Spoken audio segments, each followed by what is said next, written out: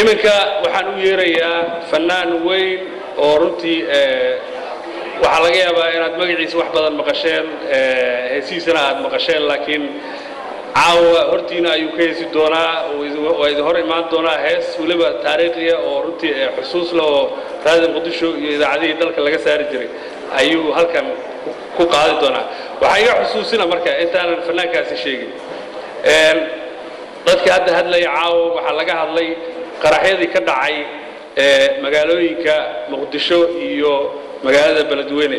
waxa iisi dheer oo aan halkan ku darayaa iyadana dadkii ku dhintay qaraxyadii ka dhacay Hargeysa iyo Boosaaso iyo Garowe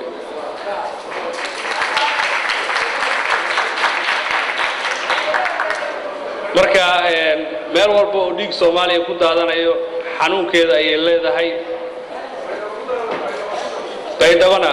waa runtii xudubay baydhabana aan ku darno ilaahay waxaan ka baryaynaa magaalooyin kale inaysan noo soo yeerin intaas inay ku ekaadaan marka insha Allah iminka waxaan u yeerayaa fanaankeenii waa Sayyid Khalifa iyo heestii ciideenu waa hodan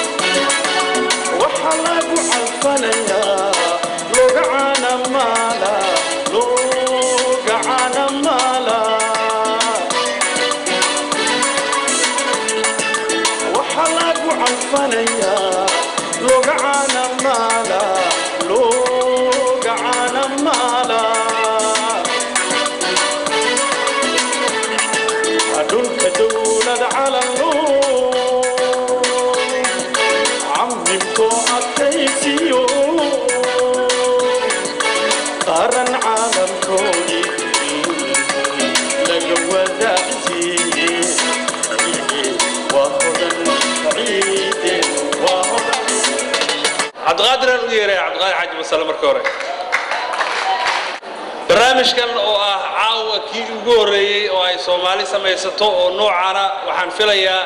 waxaan halkan ku bixin doonaa abaalmarintaas oo ah mid shaqo wanaaga waxaanu sii doonaa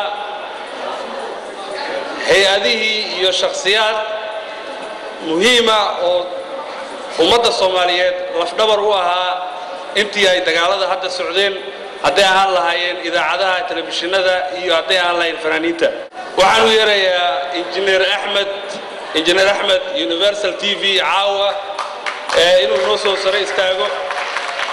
wax badan xafiiska gadaal uu ku dhuuntay laakiin caawa hortiinaan keeninaa taasaan ugu balanaa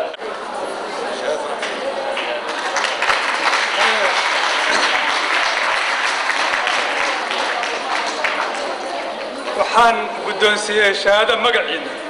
xaabowkar injineer xaabowkar waa mudanta kelmad in la raaciyo arrinta tan kelmaddu maxay noqonaysaa munaasabada daaytaan ka imid baan baafo u sheegay xaabowkar iga gaarsiiya injineerka iga gaarsiiya maxay tahay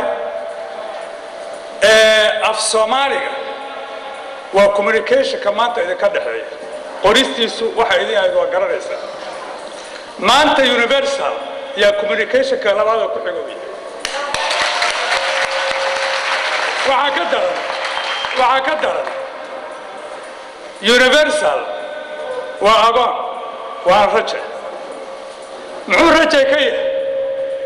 waayo dhulka hooyo baa leeyahay dhulkii hooyo ma haysto saldhig ma haysto waa taa waa gaaray communication ahaan laakiin dhulkii hooyo gacan aan lagu wada hayn buu dhashay saw mid labaad waa agoon haddana oo agoonku muxuu ku yahay aabihii oo dawladda ah oo xanaaneyn lahayd oo kobcin lahayd oo korin lahayd oo hogaamin lahayd ayaduna meesha waa ka dhibaato haysata marka waxaan qabaa rakarooni inay tahay waxa uu sameeyey runtii oo mucjizo ay tahay xaaladaas qofka wax ku dhaliyay oo awooddaas yani ka keenay duruufta ayada ah maanta Soomaaliya meel kasta ay bilqan tahay oo ay kala taalo ninka gaarsiiyay ama kooxda gaarsiisay ilo dadku madax u yahay oo tiro badan waa ciidanka halka wada jooga gobol kasta waad ka dhageysateen Universal xaggan jooga Universal xaggan jooga Universal xaggayga waxaas halka adduunka ku fiirsan maskaxda ay kala ka timid iyo maskaxda uu kaashaday caawa waa xaq inaan munaasabadan ugu hambaliyayno agoonka rajayga oo xoogaa ku dhaliyay arrinta ayada asaga iyo saaxiibadiisa kale oo hawsha la abaabulay waan ugu hambaliyaynaynaa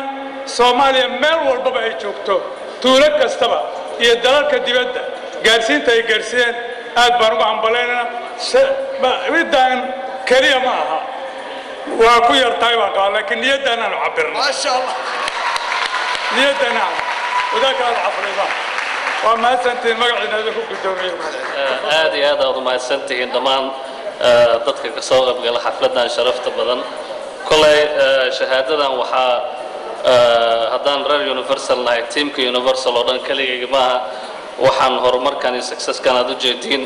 waa kaliya ma wariyaashan iyo shaqaalaha meel walba ay joogaan shahaadadan ummadda Soomaaliyeed i'tiraaf ay soo dirtay way